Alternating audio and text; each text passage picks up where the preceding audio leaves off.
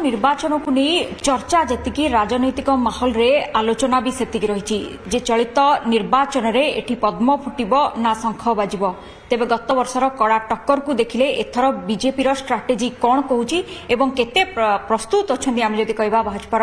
प्रतिनिधि केते प्रस्तुत अछंदी एने आमे तांको सहित सीधा सड़क आलोचना करिबा। प्रथमे आपनको न्यूज 18 को स्वागत करूची।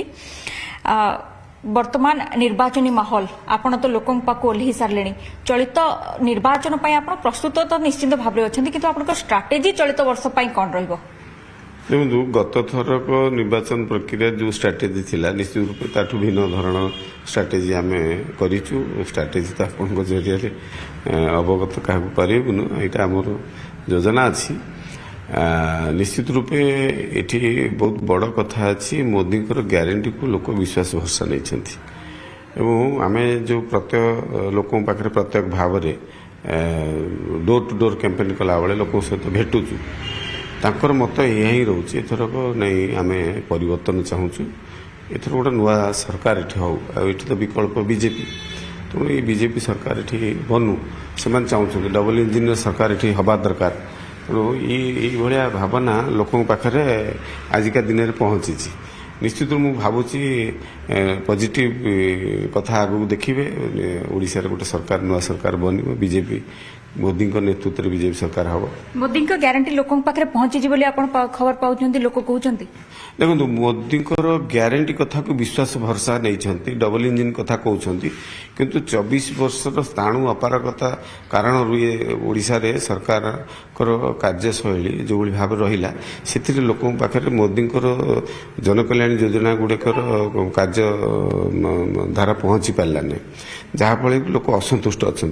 ये गोटे कलुषित सरकार 24 वर्षर ओडिशा रे तांकर अन्याय अत्याचार व्यभिचार सहित भयभीत करेबा लोक मानू ये भाव में लोक अतिष्ठ हो सारे लोक चाहूँगी परिवर्तन आउ बहुत दिन राज्य सरकार को आम सरकार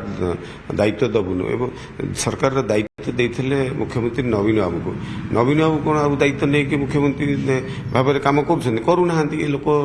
लोचन को आसीगले सब कथा। तथापि आपनकर मुख्य मुद्दा आम जदि कहबा कौन रही लोकों पाखे आपनकर मुद्दा कौन रोची जोथि लोक बीजेपी को भोट देवे जगन्नाथ प्रधान को बाछिबे? निश्चित रूपे भुवनेश्वर जेहेतु राजधानी मुखशाला आपण माने जानिछंती बहुत गुड़िए समस्या एठी अच्छी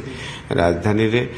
तांकर विधायक जो माने हुअंती से माने कहंती राजधानी मनु काम हो मनु काम हुएनी लोक प्रतिनिधि इच्छा शक्ति आवश्यकता अच्छी लोक शक्ति लोक जन